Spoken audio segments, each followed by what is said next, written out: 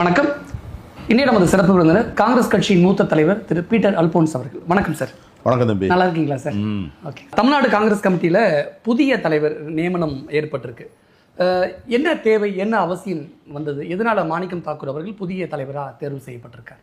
இல்லை, தேர்தலுக்கு முன்னாலே திரு செல்வ பெருந்தகை அவர்கள் என்னை பதவியிலிருந்து விடுவிச்சிருங்க, நான் இனிமேல் இந்த பதவியில் தொடர விரும்பலை, ஆகவே ஒரு புதிய தலைவரை காங்கிரஸ் கட்சி அறிவிக்கணும்னு தேர்தல் நடப்பதற்கு முன்பே அவர் தன்னுடைய விருப்பத்தை அகில இந்திய காங்கிரஸ் கட்சியுடைய தலைமைக்கு தெரிவித்தார். பொதுவாக தமிழ்நாடு காங்கிரஸ் கட்சியினுடைய தலைவர் பதவி 2 ஆண்டுகள் 3 ஆண்டுகள் இப்படித்தான். ஆகவே அவர் ஏறக்குறைய 2 ஆண்டுகள் இந்த பதவியில் இருந்துட்டார். அவர் அடுத்த கட்டத்திற்கு இந்த கட்சி நகர வேண்டும், தன்னுடைய இருக்கின்ற சில பர்சனல் சிச்சுவேஷன்ஸ் அதன் காரணமாக தொடர முடியாது அப்படிங்கிறத தெரிவிச்சிட்டாரு. அதனால புதிய தலைவரை மாற்றிருக்கிறாங்க. சமீபத்தில் செல்வ பெருந்தகை வீட்டில் ஒரு நிகழ்ச்சியில் காங்கிரஸ் தலைவர்கள் பலரும் கலந்துக்கல. அதோட விரக்தியோட வெளிப்பாடாக தான் இந்த மாதிரி என்னை கட்சி தலைவர் பதவியிலேருந்து என்னை நீக்கிடுங்க, என்னை விடுவிச்சிடுங்க அப்படின்னு அவர் பேட்டி கொடுத்த விஷயங்களாக நம்ம பார்த்தோம். தேர்தலுக்கு முன்னே அவர் இப்படி புலம்பியிருக்காரா? அப்படின்னா காங்கிரஸ் கட்சியிலேருந்து அவருக்கு போதுமான ஆதரவு கிடைக்கல அப்படின்னு புரிஞ்சுக்கலாம். அப்படிலாம் அதாவது நீங்கள் அவர் திருமணம் இப்பொழுது ஒரு 10 நாளைக்கு முன்னால் நடந்த நிகழ்வு. அது அவர் அறிவித்தது தேர்தலில் நடப்பதற்கு முன்னாலே அதை அறிவிச்சிட்டார். அன்றைக்கு அவருடைய மகளுடைய நிச்சயதார்த்தம் நடந்தது. நிச்சயதார்த்த நிகழ்வுக்கு அகில இந்திய காங்கிரஸ் கட்சியிலேருந்து எல்லாரும் வந்திருந்தாங்க. எங்கள் கிரீஷ் ஜோடங்கர் வந்திருந்தார், மிஸ்டர் ராஜு வந்திருந்தார், அதே போல் அகில இந்திய காங்கிரஸ் கட்சியினுடைய முக்கியமான செயலாளர்கள் வந்திருந்தாங்க. ரெண்டாவது, காங்கிரஸ் கட்சி அவருக்கு நல்ல அங்கீகாரத்தை தந்திருக்கிறது. அவர் சட்டமன்ற உறுப்பினராக்கிறது, தமிழக சட்டமன்ற காங்கிரஸ் கட்சியுடைய தலைவராக ஆக்கினது, தமிழ்நாடு காங்கிரஸ் கட்சியினுடைய தலைவராக ஆக்கினது, தமிழ்நாடு காங்கிரஸ் கட்சியினுடைய அறக்கட்டளையினுடைய தலைவராக அவரை வைத்து அவர் நிர்வாகம் பண்ண சொல்லிச்சு. ஸோ அவர் காங்கிரஸ் கட்சி மேலே ஆதங்கப்படுவதற்கோ வருத்தப்படுவதற்கோ எந்த முகாந்திரமும் இல்லை. ரெண்டாவது, அவர் மனநிறைவோடு தான் அன்னைக்கு அவர் உரையாற்றினார். நான் மனநிறைவோடு மகிழ்ச்சியோடு விடைபெற்று செல்கிறேன். இது 2 ஆண்டுகள், ஏன் திருநாவுக்கரசர்லாம் இதை விட ரொம்ப மிக குறைவான காலத்தில் தான் அவர் பணியாற்றினார். ஆகவே காங்கிரஸ் கட்சியில் யாருக்கும் ஃபிக்ஸட் டென்யூர்லாம் கிடையாது. ஒவ்வொரு காலத்தின் தேவைக்கேற்ப, சூழ்நிலைக்கேற்ப, கட்சியினுடைய புதிய வேகத்திற்கேற்ப தலைவர்களை மாற்றுவது என்பது இயல்பாக நடந்துவிடக்கூடிய ஒன்று. அந்த வகையிலே செல்வ பெருந்தகை முடியாதுன்னு சொன்ன பிறகு ஒரு புதிய தலைவரை நியமிப்பது தான் நியாயம். அதுதான் நடந்திருக்கிறது. ஒரு சந்தேகம் என்ன அப்படின்னா, தமிழ்நாடு காங்கிரஸ் கமிட்டியை பொறுத்த வரைக்கும் எப்போது புதிய தலைவரை தேர்வு மாறப்போகிறார் வரப்போகிறார் அப்படின்னு பேச்சு வரும்போதெல்லாம் 2-3 தலைவர்களோட பேர் அடிபடும். ஆனால் இந்த முறை ஆப்ஷனலாக யார் பேருமே இல்லை. பர்டிகுலராக திரு மாணிக்கம் தாக்கூரை மட்டும் தேர்வு செய்ய என்ன காரணம்? இல்லை, நீங்கள் சொல்கிற மாதிரி 2-3 பேர்கள் பரிசீலிக்கப்பட்டன. திரு மாணிக்கம் தாக்கூருடைய பேர் இருந்தது, செல்வி ஜோதிமணி அவருடைய பேர் இருந்தது, டாக்டர் இவர் செல்லக்குமாருடைய பேர் இருந்தது. ஆகவே இவர்கள் பேர்கள்லாம் பரிசீலிக்கப்பட்ட பிறகு தான் அதில் மாணிக்கம் தாக்கூருடைய நேம் சிரோட் டவுன்.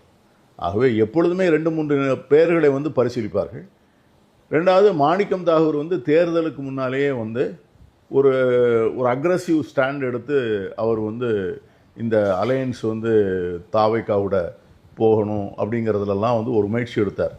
ஆகவே தேர்தலில் ஒரு தாவைக்காவுக்கு ஒரு பெரிய வெற்றி கிடைத்த உடனே ஸோ நேச்சுரலி அவர் அவர் மேலே கவனம் திரும்புவது இயற்கை. அவர் சொல்கிறத அன்னைக்கு கேட்டிருந்தா காங்கிரஸுக்கு ஒரு பெரிய இதோட ஒரு பெரிய எழுச்சியான ஒரு சூழ்நிலை வந்திருக்கலாம். அது உண்மையா? இல்லை, அன்றைக்கு ஒரு அந்த மாதிரி ஒரு முடிவு எடுக்க வேண்டும் என்று யாருக்கும் தோணலை. இதை போன்ற ஒரு வெற்றி விஜய் அவர்களுக்கு, நான் உட்பட அதெல்லாம் ஒத்துக்கணும் இல்லையா? எங்களுக்கெல்லாம் கூட நான் கூட முதல்ல என்ன சொன்னேன்னா, ஒரு பெரிய ரிஸ்க்கு எடுத்து பாருங்கள், இழப்பதற்கு ஒன்றுமில்லை. ஒரு ஆண்டுக்கு முன்னால் செயற்குழு கூட்டம் நடக்கின்ற போது இதற்கு முன்னால் நமக்கு இந்த ஆப்ஷன் கிடையாது. ஒன்று அதிமுகவோட போகணும், இல்லைன்னா திமுகவோட போகணும். காங்கிரஸ் கட்சிக்கு இதுதான் வரலாறு. இந்த தடவை ஒரு 3வது ஒரு ஆப்ஷன் வந்திருக்கு. அந்த ஆப்ஷனை நம்ம ட்ரை பண்ணலாம். ஆனால் அதில் இழப்புகள் வந்தாலும் அதை ஏற்றுக்கொள்ள தயாராக இருக்கணும். நமக்கு அகில இந்திய சூழல் அதெல்லாம் நீங்கள் பார்த்துக்கிட்டு முடிவு பண்ணுங்கன்னா எங்களை போன்றவர்கள் சொன்னோம். ஆனால் தேர்தல் நெருங்க திராவிட முன்னேற்ற கழகத்தோடு கூட்டணி இருக்கிறதா அரசியல் ரீதியாக முறையான நடவடிக்கையாக இருக்கும்னு என்ன போன்றவர்கள் கூட சொன்னது உண்டு, எல்லாரும் சொன்னது உண்டு. ஆனால் அவர் கிரீஷ் ஜோடங்கர் மட்டும் அதில் வந்து ரொம்ப உறுதியாக இருந்தார். ஆட்சியிலே பங்கு, அதிகாரத்தில் பங்குன்னு வேணும், அது இல்லாமல் வந்து கூட்டணி வைக்கிறதுல அர்த்தம் இல்லை அப்படின்னு சொல்லி கொண்டே இருந்தார். தேர்தல் முடிவுகள் வந்து அவர்கள் சொன்னது ஒரு நியாயம் என்பதை போன்ற ஒரு முடிவை தந்திருக்கிறது. ஆக அந்த வகையில் இன்றைக்கி வந்து காங்கிரஸ் கட்சிக்கு வந்து ஒரு புதிய ஒரு வரலாறு வந்து தமிழ்நாட்டில் துவங்கியிருக்குன்னு தான் நினைக்கிறேன். மாணிக்கம் தாக்கூர் பொறுத்த வரைக்கும் அதிரடியாக பேசக்கூடியவர். அப்படிப்பட்டவரை காங்கிரஸ் கட்சியோட தமிழ்நாடு தலைவராக நியமித்ததில் எவ்வளோ தூரம் கட்சியை கொஞ்சம் அனுசரித்து ஒருங்கிணைத்து அழைத்து செல்வார் அப்படிங்கிற ஒரு கேள்வி இருக்குல்ல? இல்லை, மாணிக்கம் தாக்கூருக்கு பின்னால் வந்து ஏறக்குறைய 30 வருஷம் ஒரு அரசியல் அனுபவம் இருக்குது. அவர் வந்து காங்கிரஸ் கட்சியினுடைய டிஎன்ஏ முழுமையாக அறிந்தவர். அவர் வந்து மாணவர் காங்கிரஸ்லேருந்து சிவகங்கையில் ஒரு மாணவர் காங்கிரஸ் செயலாளர் ஆரம்பித்து படிப்படியாக வந்து அகில இந்திய அளவில் போய் பிறகு டெல்லியிலேயே வந்து அவர் அகில இந்திய காங்கிரஸ் அலுவலகத்தில் அவர் உட்காராத நாற்காலியே வந்து இல்லை, அந்த அங்கேயே இருந்து அத்தனை விதமான அணிகள்லையும் அவர் பணியாற்றியிருக்கிறார். மாணவர் அணி, இளைஞர் அணி, அதற்கு பிறகு அகில இந்திய காங்கிரஸ் கட்சியினுடைய செயலாளர், அகில இந்திய காங்கிரஸ் கட்சியினுடைய செயற்குழுவினுடைய உறுப்பினர், அதுக்கு பிறகு முக்கியமான மாநிலங்களில் வந்து அகில இந்திய காங்கிரஸ் பொறுப்பாளர். தெலுங்கானாலாம் அவர் இன்சார்ஜாக இருக்கும்போது தான் ரேவந்த் ரெட்டியை வந்து அவர் கொண்டாந்து சேர்த்தார். ரேவந்த் ரெட்டி வந்து அப்பொழுது பிஜேபியில் தான் இருந்தார். ஸோ ரேவந்த் ரெட்டியை போன்றவர்களெல்லாம் அடையாளம் கண்டு அவர்களை கொண்டாந்து காங்கிரஸில் சேர்த்து தெலுங்கானாவில் வந்து காங்கிரஸ் வந்து ஒரு ஒரு ஒரு ஒரு ரிவைவல் ஆகிறதுக்கு வந்து மாணிக் தாகூர் வந்து ஒரு பெரிய ஒரு ரீசன். இப்போ வந்து அவர் சில பேருக்கு வந்து ஆர்கனைசேஷனல் எக்ஸ்பீரியன்ஸ் இருக்கும், பார்லமெண்டரி எக்ஸ்பீரியன்ஸ் இருக்காது. சிலருக்கு பார்லமெண்டரி எக்ஸ்பீரியன்ஸ் இருக்கும், ஆர்கனைசேஷனல் எக்ஸ்பீரியன்ஸ் இருக்காது. பட் மாணிக் தாகூர் பொறுத்த வரைக்கும் both organisational as well as parliamentary experience. ஆனால் பேச்சில் ஒரு பாய்ச்சல் இருக்குது, ஒரு வேகம் இருக்குது, ஒரு அதிரடி இருக்குல்ல? அதான் அதிரடி தான் இருக்குமே ஒழிய கண்ணியம் தவறி அவர் மற்ற இடத்துல பேச மாட்டார். அது எல்லாமே வந்து உங்களுக்கு வந்து இன்றைக்கி வந்து ஒரு மக்களை சென்று அடையணும்னா ரொம்ப வலுவாக தங்களுடைய கருத்துக்களை வந்து ஆணித்தரமாக தெரிவிப்பவர்கள். அந்த பாய்ச்சல் இன்னைக்கு அவசியமா காங்கிரஸுக்கு? அதோட வெளிப்பாடு தான் மாணிக்கம் தாக்கூர் தலைவராக தேர்வு. அப்படி அல்ல, மாணிக்கம் தாக்கூர் வந்து அவர் 52 வயது சார். இன்னைக்கு வந்து அவருக்கு வந்து மிகவும் இளைஞரும் அல்ல, ஆனால் அதே நேரத்தில் வந்து பெரிய வயதானவரும் இல்லை, நல்ல பருவம்னு சொல்லுவாங்கல்ல, அதை போன்ற ஒரு காலத்தில் வந்து பதவியேற்றிருக்கிறார். ஸோ இது ஒரு பெரிய வாய்ப்பு. இப்போ வந்து ஒரு ஒரு ஒரு ஒரு ஒரு பதவி, இப்போ தலைவர் காமராஜர் வந்து 45-46 வயசில் வந்து முதலமைச்சரானார். ஸோ கலைஞர் அதை போல் முதலமைச்சரானார். ஸோ இவர்களுக்கெல்லாம் ராஜீவ் காந்தி வந்து அதை போல் வந்தார். அந்த வயதில் வந்து பதவிகள் கிடைப்பது வந்து மிக மிக கடினம். ஸோ வந்து ஒரு எல்லாம் உடல் தளர்ந்த பிறகு, எனர்ஜி குறைஞ்ச பிறகு ஒரு பதவி கிடச்சி ஓட முடியாமல், இப்போலாம் வந்து தமிழ்நாடு காங்கிரஸ் தலைவர் பதவி என்பது 24/7. அதாவது நீங்கள் வந்து 24/7 நீங்கள் அவைலபிளாக இருக்கணும். தமிழ்நாடு பூரா சுற்றுப்பயணம் செய்யணும். ஒவ்வொரு நாளும் காலையில் வந்து நீங்கள் வந்து ரியாக்ட் பண்ணணும், ப்ரெஸ் ஸ்டேட்மெண்ட்டுக்கு ரியாக்ட் பண்ணணும். இதுக்கிடையில் டெல்லியில் உடனே கூப்பிட்ட உடனே நீங்கள் ஓட வேண்டியது இருக்கும். ஸோ இதை போன்ற ஒரு வேலைக்கு வந்து வயது, உடல் நலம் இதெல்லாம் ரொம்ப முக்கியம். அந்த வகையில் பார்த்தீங்கன்னா Manik Tagore is the correct choice அப்படி தான் நான் நினைக்கிறேன். நான் ஒரே கேள்வியை 2 விதமாக கேட்கணும்னு நினைக்கிறேன். ஒன்று, செல்வ பெருந்தகைகிட்ட இல்லாத வேகமும் பாய்ச்சலும் துணிச்சலும் மாணிக்கம் தாக்கூர்கிட்ட இருக்குது, இது இப்படி எடுத்துக்கணுமா? அல்லது செல்வ பெருந்தகை விசஸ் மாணிக்கம் தாக்கூர் ஒப்பீட்டு அளவில் 2 பேருமே எப்படி, எந்த வகையில் செல்வ பெருந்தகையை விட மாணிக்கம் தாக்கூர் சிறந்தவர், அல்லது வித்தியாசங்கள் எப்படி அதை புரிஞ்சுக்கணும் எடுத்து? அதாவது you cannot compare apple and orange. Okay, கேட்டிங்களா? ஒவ்வொரு தலைவருக்கும் ஒரு ஸ்டைல். இப்போ அதே வந்து தான் நேற்று விட அதுக்கு நான் சொல்கிற பதிலை விட மாணிக்கம் தாக்கூர் சொன்ன பதிலே அதிக பொருத்தமாக இருக்கும்னு சொன்னேன். அவர் சொன்னார் இது வந்து ஒரு ரிலே ரேஸ். ஒவ்வொரு தலைவர்களும் ஒரு கட்டத்தில் ஓடி முடிச்சிருக்கிறாங்க. ஒவ்வொரு காலகட்டத்தில் ஒரு முக்கியமான ஒரு கோணத்தில் அவருடைய பங்கை ஆற்றியிருக்கிறார். செல்வ பிறந்தகை வந்து அவருடைய பீரியடில் 2 சிறப்பான பதவிகளை செஞ்சார். இப்போ நீங்கள் மவுண்ட் ரோட்டில் அண்ணா சாலையில் பார்க்குற இந்த காங்கிரஸ் மைதானம் வந்து காங்கிரஸ் கட்சிக்கு தானுடைய சொத்தே ஒழிய ஒரு 30 வருஷமாக எங்கள்கிட்ட இல்லை. அது வந்து ஒரு தனியார் நிறுவனத்திடம் போய் மாட்டிக்கிட்டு அவங்க வந்து அதை ஆக்கிரமிச்சுட்டு உட்காந்துருந்தாங்க. அந்த இடத்துல வந்து ஒரு மீட்டிங் கூட காங்கிரஸ் கட்சி போட முடியாது. காமராஜர் ஹால் மட்டும்தான் எங்கிட்ட இருந்ததே ஒழிய அதுக்கு சுற்றி இருக்கிற அந்த 250 கிரவுண்ட் இருக்குல்ல, அந்த 250 கிரவுண்டுக்கும் காங்கிரஸ் கட்சிக்கும் எந்த தொடர்பும் இல்லாமல் இருந்துச்சு. ஸோ அதை வந்து மீட்டு எடுத்து அந்த இடத்த முழுவதும் வந்து அந்த தனியார்ட்டிருந்து மீட்டு எடுத்து அதை ஃபென்ஸ் பண்ணி அதற்கு பிறகு 3 உயர்நீதிமன்றத்தில் வழக்கு, அந்த வழக்கையெல்லாம் வெற்றிகரமாக நடத்தி அந்த காங்கிரஸ் கட்சியினுடைய பொசஷனை டைட்டில் பக்காவாக அதை உருவாக்கி கொடுத்த பெருமை வந்து செல்வ பெருந்தகைக்கு கொடுக்கணும். நம்ம அதை கொடுக்கணும், கண்டிப்பாக கொடுக்கணும். அதை போல் வந்து கிராம காங்கிரஸ் கமிட்டி அமைக்கிறதுக்காக வேண்டி ஒரு அமைப்பை ஒன்றார். அதை வந்து இதை என்கிட்ட கொடுத்தாங்க. அதை வந்து நான் தான் அதுக்கு சேர்மனாக இருந்தேன். அதனால் தமிழ்நாடு முழுவதும் பார்த்திங்கன்னா நாங்கள் வந்து ஏறக்குறைய ஒரு 20,000 அமைப்புகளை அமைச்சிருக்கிறோம். ஒவ்வொரு கிராமத்துலேயும் தலைவர், செயலாளர், துணைத் தலைவர், நிர்வாகக்குழு உறுப்பினர், ஒரு 2.25 லட்சம் காங்கிரஸ் உறுப்பினர்களை அடையாளம் கண்டு அவங்களுக்கு பூரா QR கார்டு கொடுத்துருக்கோம். இன்றைக்கி வந்து தமிழ்நாடு காங்கிரஸ் அலுவலகத்தில் போய் நீங்கள் போய் சென்னையில் இந்த வார்டு நம்பரை போட்டு இது யார் தலைவர்னு கேட்டால் அங்கே எடுத்துக்கலாம். அதுக்கு மேலே அதை மாதிரி ஆவணங்கள்லாம் கிடையாது. ஸோ அந்த வகையில் வந்து அந்த 2 பணியும் செல்வ பெருந்தகை செய்திருக்கிறார். ஸோ இவர் வந்து இவருடைய ஸ்டைல் வந்து வேறு. இன்றைக்கி வந்து புதிய ஒரு இஸ் எ டேர்னிங் பாயிண்ட் இந்த history of the Congress party. 2 அமைச்சர்கள் இருக்கிறாங்க. ஆளுங்கட்சி போன்ற ஒரு சிச்சுவேஷன். இது வந்து நீங்கள் முழுக்க நீங்கள் ஆளுங்கட்சி இல்லைனா கூட ஆட்சியில் பங்கு பெறக்கூடிய ஒரு கட்சி. ஸோ இந்த சூழ்நிலையில் காங்கிரஸை நடத்தக்கூடிய ஒரு எக்ஸ்பீரியன்ஸ் வேணும். அதுக்கு வந்து மாணிக்கம் தாவூர்ட்ட அந்த எக்ஸ்பர்டைஸ் உண்டு. அவர் பல மாநிலங்களில் பொறுப்பாளராக இருந்ததுனால அங்கே கூட்டணி ஆட்சியும் நடந்திருக்கு, காங்கிரஸ் ஆட்சியும் நடந்திருக்கு. கூட்டணி ஆட்சியை வந்து எப்படி நடக்கணும், அகில இந்திய காங்கிரஸ் கட்சியோட எப்படி தொடர்பு வைத்துக்கணும், இது எல்லாமே அவருக்கு தெரியும். அதனால் அவர் நல்லா அதை அவர் விட்டு சென்ற இடத்துலேருந்து அவர் தொடர்வார். மாணிக்கம் தாக்கூர் பதவியேற்ற நிகழ்ச்சியில் நிறைய தலைவர்கள் நிறைய பேர் பேசுனீங்க. அதில் ரொம்ப ஆக்கப்பூர்வமான ஒரு அறிவுபூர்வமான பேச்சு அப்படின்னா அது உங்களுடைய பேச்சு தான். அதில் நீங்கள் பேசும்போது சொல்லியிருந்தீங்க, நான் நிறைய முறை மாணிக்கம் தாக்கூருக்கு அறிவுரை சொல்லியிருக்கேன், வழி நடத்தியிருக்கேன், நிறைய ஐடியாஸ் கொடுத்துருக்கேன் அப்படின்னு நீங்கள் சொன்னீங்க. அதற்கு அவர் பேசும்பொழுதும் நானும் சில ஆலோசனை சொல்லியிருக்கேங்க மாதிரிலாம் பேசிட்டு, இது நம்ம நினைக்கிற மாதிரி தமிழ்நாடு காங்கிரஸை வழி நடத்திட முடியாது, ராகுல் காந்தி என்ன நினைக்கிறாரோ அப்படி தான் தமிழ்நாடு காங்கிரஸை வழி நடத்த முடியும் அப்படிங்கிற விஷயத்தையும் அவர் பேசினார். அது உண்மைதானா? அப்படி தான் அதை பண்ண முடியும்? உண்மைதான். அதாவது நான் வந்து அவரை வந்து சந்திச்சு சில சமயம் பேசும்போது ஒரு நாள் ரொம்ப சீரியஸாக பேசிகிட்டு இருந்தோம். காங்கிரஸ் கட்சி எதிர்காலத்தில் எப்படி எப்படி எடுத்துகிட்டு போகிறது. அப்பொழுது வந்து கூட்டணி திமுகவோட கூட்டணி. ஸோ திமுக கூட்டணி என்பதை மனதுக்குள்ளே வாங்கிக்கிட்டே நான் பேசுகிறேன். அதை எப்படி வந்து அந்த கட்சியை வந்து நம்ம நடத்தணும், எந்த மாதிரி அதை கொண்டு போகணும், திமுக கூட இருந்து கொண்டு கட்சியை வந்து ஒரு ஒரு ஒரு எஃபெக்டிவாக ஆர்கனைசேஷனாக பில்டப் பண்ணுறது எப்படி, இது வந்து மாதிரி நாங்கள் வந்து என்னுடைய டிஸ்கஷன் நான் சொல்லிகிட்டு இருக்கும்போது அவர் என்ன சொன்னார் அப்படின்னு சொன்னால், ஆனால் நம்ம நினைக்கிற மாதிரி காங்கிரஸை நடத்துறதுங்கிறது முடியாது. ராகுல் காந்தி என்ன விஷன் வச்சுருக்கிறாரோ, அவர் எந்த வகையில் தமிழ்நாட்டு காங்கிரஸ் மூவ் பண்ணணும்னு நினைக்கிறாரோ அதை தெரிந்து கொண்டு அதன்படி இயக்குவது தான் வந்து காங்கிரஸ் கட்சியில் வந்து நம்ம வந்து வெற்றிகரமாக பயணிக்க முடியும். அப்படின்னா நீங்கள் சொல்கிறது உண்மை அப்படிங்கிற பட்சத்தில் திமுக கூட காங்கிரஸ் கூட்டணியில் இருக்கும்போது மாணிக்க தாக்கூர் பேசின பேச்செல்லாம் ராகுல் காந்தியோட வாய்ஸ் தானா? அன்றைக்கே வந்து அவருக்கு முதல்ல இருந்தே ராகுல் காந்திக்கு வந்து காங்கிரஸ் எந்த விதமான ஊன்றுகோலும் இல்லாமல் தன்னுடைய கால்களில் தமிழகத்தில் பயணிக்க வேண்டும் என்பது தான் அவருடைய பெரிய விஷன்.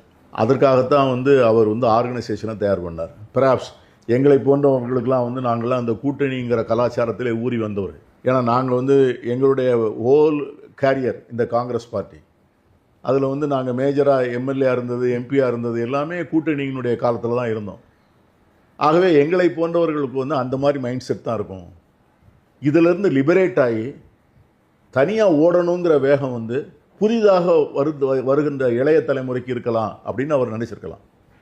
ஸோ அந்த வகையில் தான் வந்து மாணிக்கம் தாக்கூரை போன்றவர்கள் இப்போ வந்து அவர் நிறையா புதிய மாற்றங்கள் நிறையா கொண்டாந்துருக்கிறாரு. இளைஞர்கள் இடம்பெற்றிருக்கிறாங்க. அந்த நியூ ஜென்ரேஷன் வந்து இஸ் ட்ராவலிங். இப்போ எங்களை போன்றவர்கள் அதை பார்த்து அவங்களுக்கு ஒரு ஆலோசனை சொல்கிறது தான் சரி. ஆனால் ராகுல் காந்தி என்ன நினைக்கிறாரு, காங்கிரஸ் தமிழ்நாட்டில் தனிச்சு இயங்கணும்னு நினைக்கிறாரு. ஆனால் தமிழ்நாடு காங்கிரஸை பொறுத்த வரைக்கும் இதுக்கு முன்னாடி திமுகவுடைய நிழல்லையும் இப்போ தாவேக்காவோட நிழல்லையும் இருக்குங்கிற மாதிரி விமர்சனம் அப்படி தானே இருக்குது. இல்லை, அதாவது கூட்டணிகள் வந்து இனிமேல் அகில இந்திய அளவிலும் சரி தமிழகத்தில் அளவிலும் சரி தேர்தல் வெற்றிக்கான அரசியல் பயணத்தில் கூட்டணிகள் வந்து தவிர்க்க முடியாதவை. உங்களுடைய ஆசை வந்து எப்படி இருக்கலாம்னா, நான் வந்து கூட்டணியில் மேஜர் பார்ட்னராக இருக்கணும் அப்படின்னு ஆசைப்படலாமே ஒழிய, இன்றைக்கு வந்து கூட்டணியே இல்லாமல் இருக்கலாம் அப்படின்னு சொல்கிறதுலாம் வந்து வார்த்தை அலங்காரத்துக்கு வந்து மேடை பேச்சுக்கு தன் பின்னால் இருக்கிறவங்க வந்து தைரியமாக இருக்கணுங்கிற அந்த அவங்களுக்கு அந்த உணவை ஊட்டணுங்கிறதுக்கு சொல்லக்கூடிய வார்த்தைகளாக இருக்குமே ஒழிய, கள யதார்த்தம் வந்து இன்றைக்கி வந்து சமூகம் வந்து பலவாறாக பிரிந்து கிடக்கிறது. ஒரு அரசியல் கட்சியால் எல்லாரையும் பிரதிநிதித்துவப்படுத்த முடியாது. ஒரு முடிவு எடுக்கும்போது அது இன்னொரு செக்ஷனுக்கு எகென்ஸ்டாக போயிடுது. இப்போ காங்கிரஸ் கட்சி ஒரு கருத்தில் வலுவாக இருந்ததுன்னா, ஒரு சாராருக்கு அது பயன் தருதுன்னா, அதுக்கு எதிராக இன்னொரு சாரார் இயற்கையாகவே அணி திரளுகிறார்.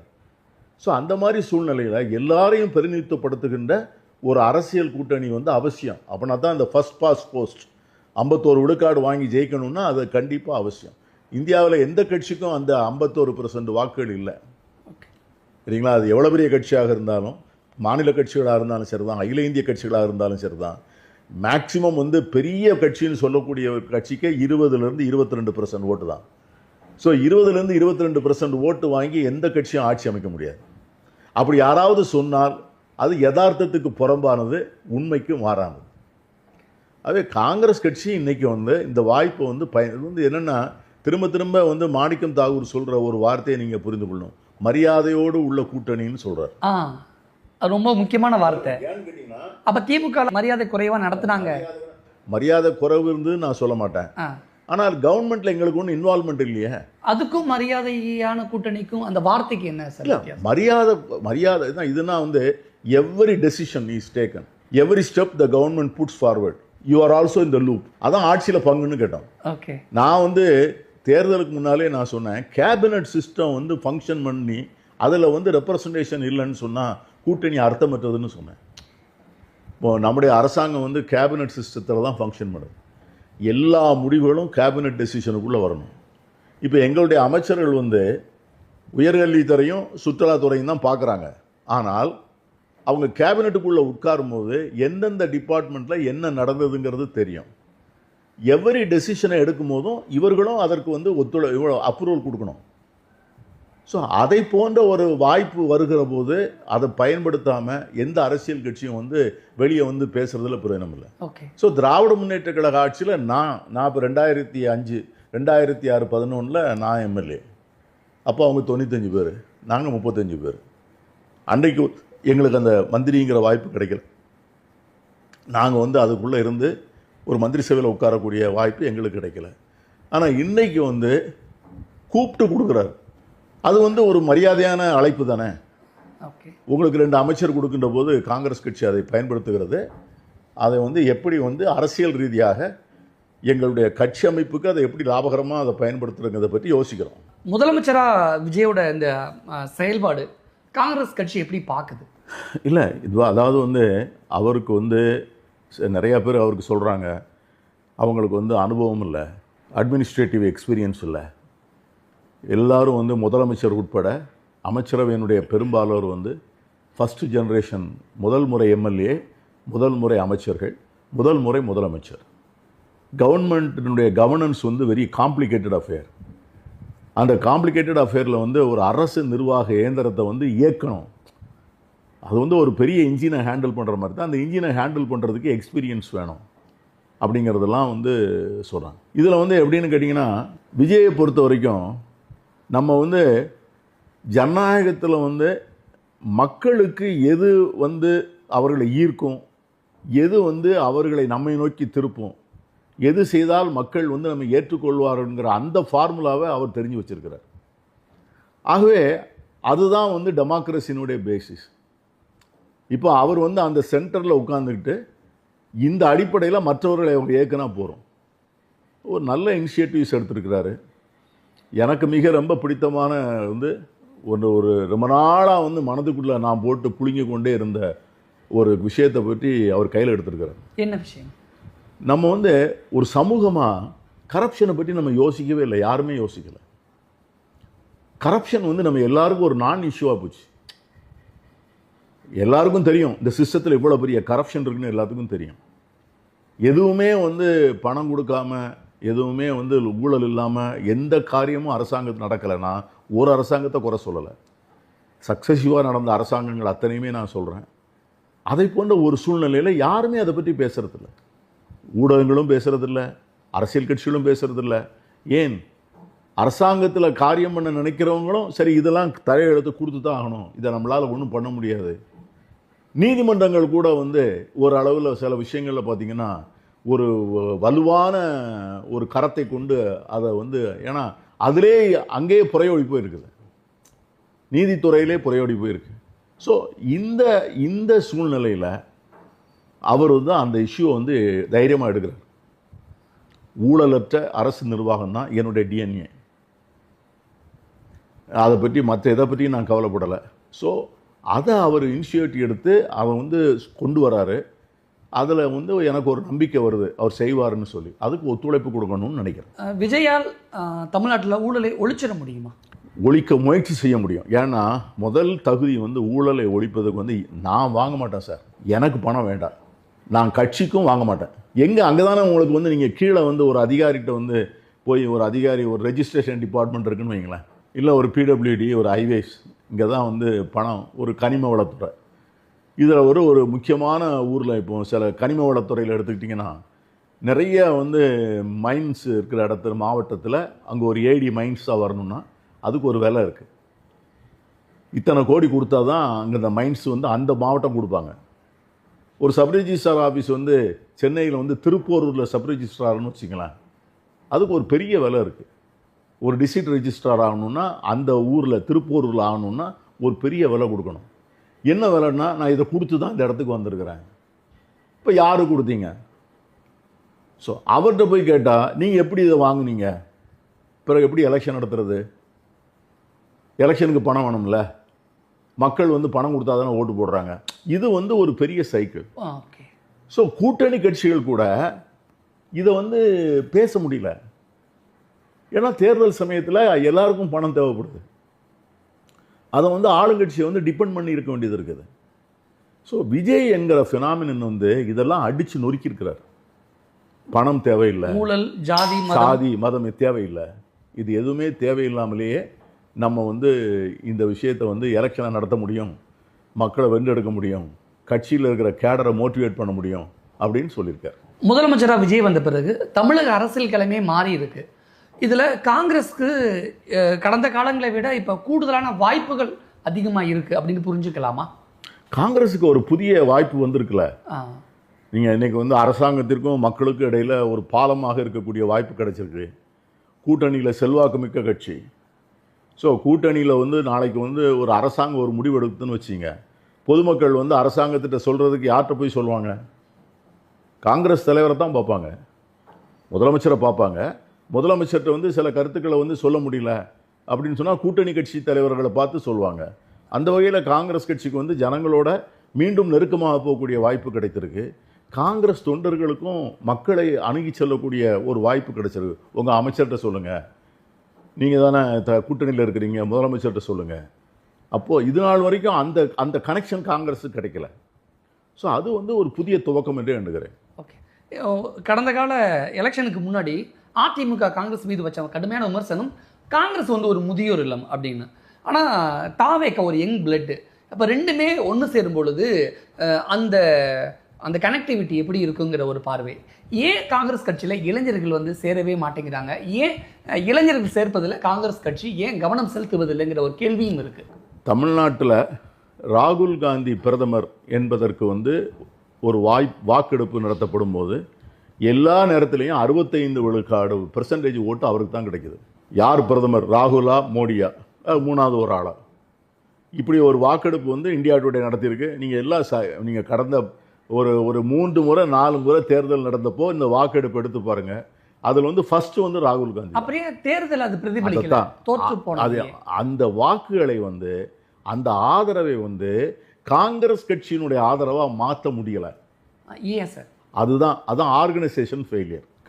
காங்கிரஸ் கட்சியினுடைய கொள்கைகளுக்கு ஆதரவு இருக்கிறது. காங்கிரஸ் கட்சி இருந்தால் தான் ஆல் இண்டியா எலெக்ஷனில் வந்து அந்த கூட்டணி ஜெயிக்குது. காங்கிரஸ் கட்சி எங்கே இருக்கோ அங்கே தான் சிறுபான்மை மக்கள் வாக்களிக்கிறார்கள்.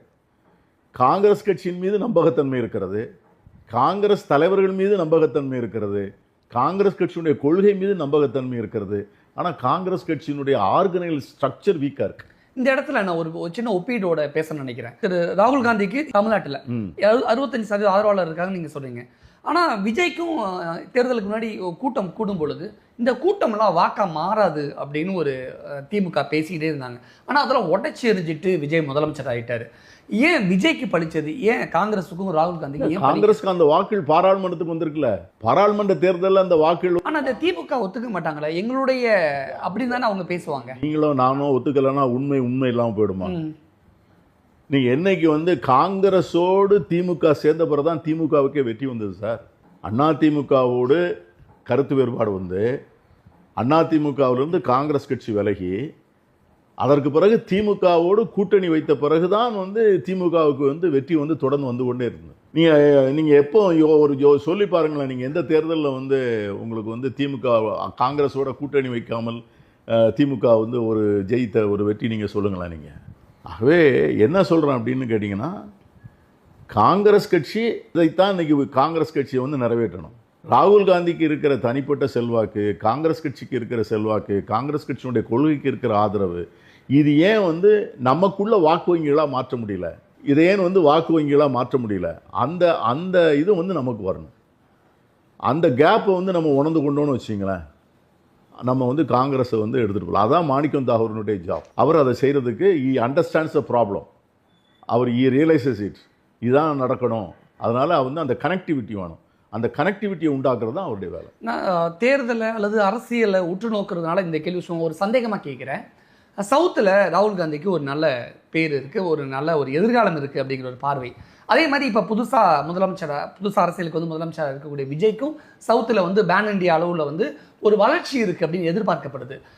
ராகுல் காந்தியோடைய அந்த வளர்ச்சியை விஜயோட வளர்ச்சியும் ஈக்குவல் ஆயிரும் அல்லது ஒன் பீட் பண்ணிருங்கிற ஒரு பார்வை இருக்குல்ல, அப்போ அந்த இடத்துல எப்படி காங்கிரஸ்? அது வந்து அது ரெண்டும் மியூச்சுவலி சேலஞ்சிங் லீடர்ஷிப் இல்லை, மியூச்சுவலி காம்ப்ளிமெண்டிங் லீடர்ஷிப்.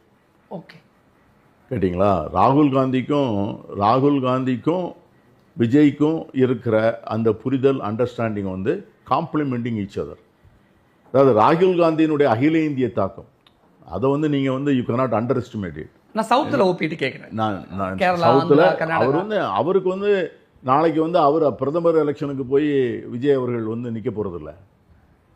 அவர் வந்து ஆனால் இந்தியா முழுவதும் ஒரு இளம் வயது தலைவர்கள் வந்து எமர்ஜ் ஆகி வர்றாங்க.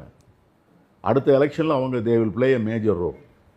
அவர் வந்து நீங்கள் ஃபரூக் அப்துல்லாவிலிருந்து, தேஜஸ்வி யாதவ்லேருந்து, அகிலேஷ்லேருந்து, நீங்கள் வந்து இங்கே வந்து ரேவந்த் ரெட்டி, இவங்க எல்லாருமே வந்து சதீஷன், கேரளாவில் வந்து சதீஷன், சிவகுமார், விஜய், இவங்க எல்லாருமே வந்து ஒரு ஒரு ஒரு நடுவயது தலைவர்கள். இவங்க வந்து ஒரு எனர்ஜியோடு வந்திருக்கிறாங்க. இந்த டீமுக்கு வந்து தலைமை தாங்கக்கூடிய தகுதி வந்து ராகுல் காந்திக்கு தான் உண்டு. ஆனால் ராகுல் காந்தியை பிரதமர் வேட்பாளர் அறிவிச்சதே மு.க. ஸ்டாலின் தான் முதல் ஆளா. ஆமாம். ஆனால் இன்னைக்கு திமுகவே இல்லை அப்படிங்கிறப்ப அது காங்கிரஸ்க்கு இழப்பு இல்லையா சார்? நாங்கள் அவங்கள மைனாரிட்டியாக வச்சு 5 வருஷம் கூட இருந்திருக்கோம், அதை சொல்ல மாட்டேங்கிறீங்களா? சரி, இது மியூச்சுவலி பெனிஃபிஷியல் தானே சார்? ஓகே, நாங்கள் வந்து அவங்க 95 பேர் இருந்து 35 பேர் 5 வருஷம் நாங்கள் ஒரு மந்திரி கூட கேட்கலையே. எனக்காவது எதிர்த்து ஓட்டு போட்டிருக்கோமா? ஏதாவது ஒரு சட்டத்தை வந்து நாங்கள் ஏற்றுக்கொள்ள மாட்டோம்னு சொல்லியிருக்கோமா? அந்த ஆதரவு கொடுத்தது ஒன்றும் பெரிய விஷயம் இல்லையா? தமிழ் மொழி, தமிழ் கலாச்சாரத்திற்கு ஆதரவா ஒரு முன்னெடுப்பை பாராளுமன்றத்தில் எடுத்தாங்கன்னு வச்சுங்க, அவர்களுக்கு வந்து பாஜக ஆதரவு கொடுக்குமா? இப்போ நீங்கள் வந்து அவங்க வந்து வைஸ் சான்சலராக வந்து போடுறதில்ல, கவர்னர் இவ்வளோ இடைஞ்சல் பண்ணுறாரு. கவர்னர் இல்லாமல் முதலமைச்சர் தான் சான்சலர்னு நம்ம பழைய அரசாங்கம் வந்து திராவிட முன்னேற்ற கழக அரசாங்கம் சட்டம் போட்டுது. அந்த சட்டத்தை வந்து யார் ஆதரிப்பாங்க? பிஜேபி ஆதரிக்குமா? ஆதரிக்க மாட்டாங்க. காங்கிரஸ் தானே ஆதரிக்கும். அந்த காங்கிரஸினுடைய 100 ஓட்டு இல்லாமல் அது வந்து அங்கே வந்து அது வந்து பாசிபிலிட்டி இருக்கா? ஸோ இது மியூச்சுவல். அதுதான் ராகுல் காந்தி சொல்கிறார், இந்தியா கூட்டணியில் இருப்பது என்பது வேறு, தமிழ்நாட்டில் வந்து எதிர்த்து களமாடுவது என்பது வேறு. இப்போ நீங்கள் சொல்கிறது இப்படி புரிஞ்சுக்கலாமா? காங்கிரஸ் இல்லாமல் திமுகவுக்கு வெற்றி சாத்தியமே கிடையாது அப்படி புரிஞ்சுக்கலாம்? அப்படிலாம் நான் சொல்ல மாட்டேன். அது வந்து திமுக லாங்குவேஜ். ஓ சரி, நாங்கள் இருக்க இடம் வெற்றி அடையக்கூடிய வாய்ப்பு உண்டு, அவ்வளோதான். சரி, அதே கேள்வி நான் இப்படி கேட்குறேனே, திமுக இல்லாமல் காங்கிரஸால் வெற்றி பெற முடியுமா?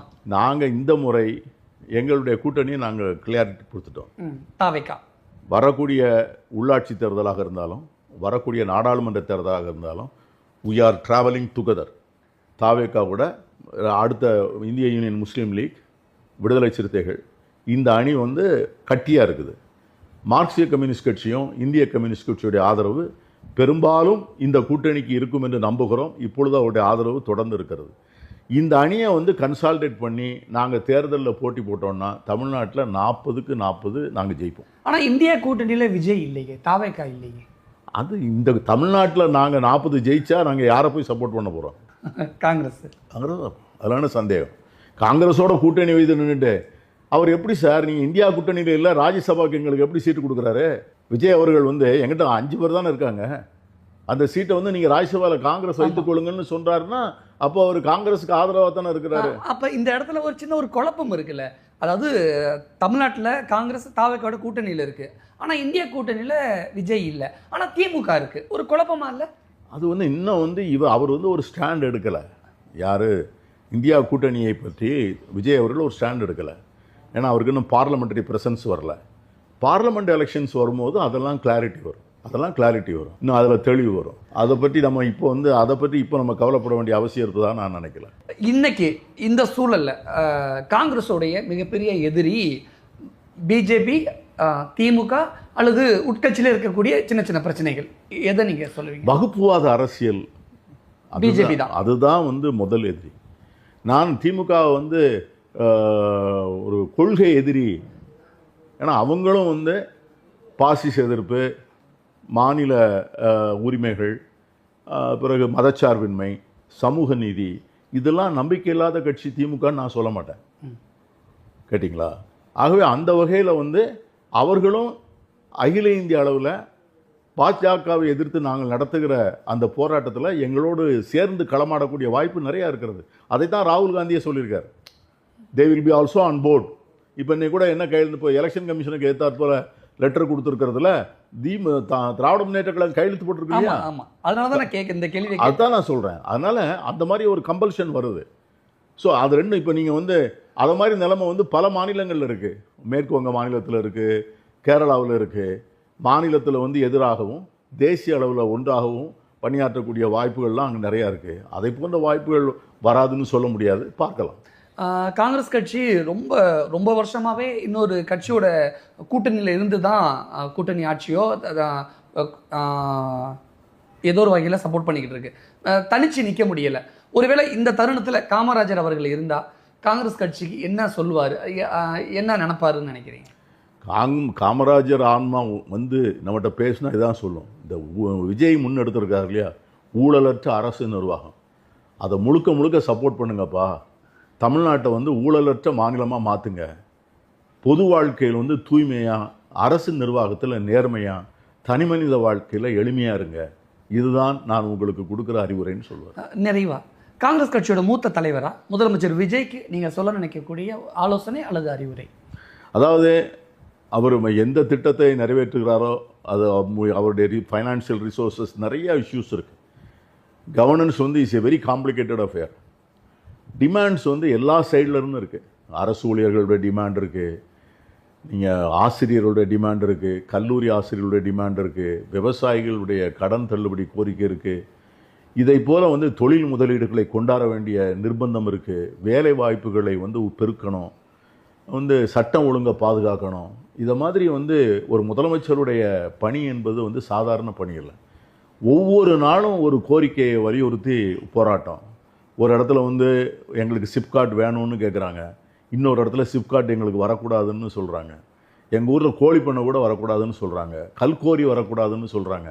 ஆனால் சாலைகள் வேணும்னு கேட்குறோம், சாலைகளை விரிவாக்கம் பண்ணணுங்கிறோம். இப்படி முரண்பட்ட தேவைகள், முரண்பட்ட இன்ட்ரெஸ்ட், கான்ஃப்ளிக்டிங் இன்ட்ரெஸ்ட் உள்ள ஒரு ஸ்டேட்டை வந்து மேனேஜ் பண்ணி நடத்துறதுங்கிறது வந்து it's not an easy job.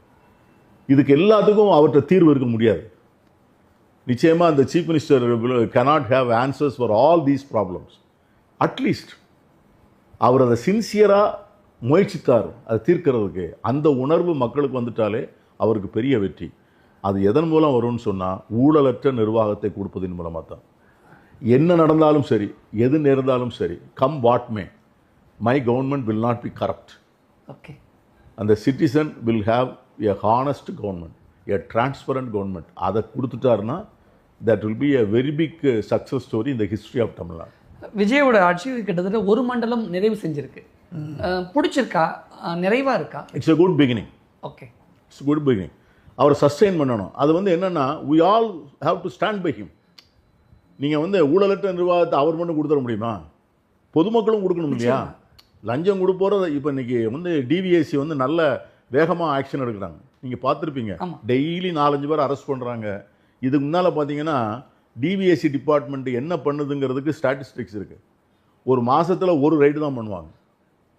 அப்போ இன்றைக்கி பார்த்தீங்கன்னா டெய்லி எங்கேயாவது ஒரு இடத்துல அரசாங்க ஊழியர்கள் வந்து நிறைய சப்ரைஸ் ஆஃபீஸில் பணம் வாங்க பயப்படுறாங்க.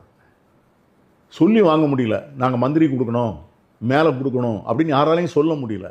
ஆகவே அது வந்து ஒரு நல்ல அட்மாஸ்பியர். இது தொடரணும்னா பொதுமக்கள் இதை சப்போர்ட் பண்ணணும். பொதுமக்களுடைய ஒத்துழைப்பு இல்லாமல் இந்த மூமெண்ட் வெற்றி பெறாது. ஆகவே அது வெற்றி பெறணும்னு நான் நினைக்கிறேன். நிச்சயமாக சார். தமிழ்நாட்டுடைய முதலமைச்சர் விஜய் வந்த பிறகு தமிழ்நாட்டில் இருக்கக்கூடிய காங்கிரஸ் கட்சியோட சூழலும் மாறி போயிருக்கு. காங்கிரஸ் கட்சியுடைய கலை யதார்த்தம் என்ன, கட்சிக்குள்ளே இருக்கக்கூடிய சூழல் என்ன, நோக்கம் என்ன அப்படின்னு நிறைய விஷயங்கள் முன் வச்சிருக்கீங்க. மக்கள் என்ன மாதிரியான முடிவு எடுக்கிறார்கள், அடுத்தடுத்த தேர்தல்கள் எப்படி என்ன நடக்க போகிறது அப்படிங்கிற நம்ம பொறுத்திருந்து பார்க்கலாம். நிறைய விஷயங்கள் ஷேர் பண்ணிக்கிட்டீங்க. தேங்க்யூ. மிக்க நன்றி. நன்றி. தேங்க்யூ.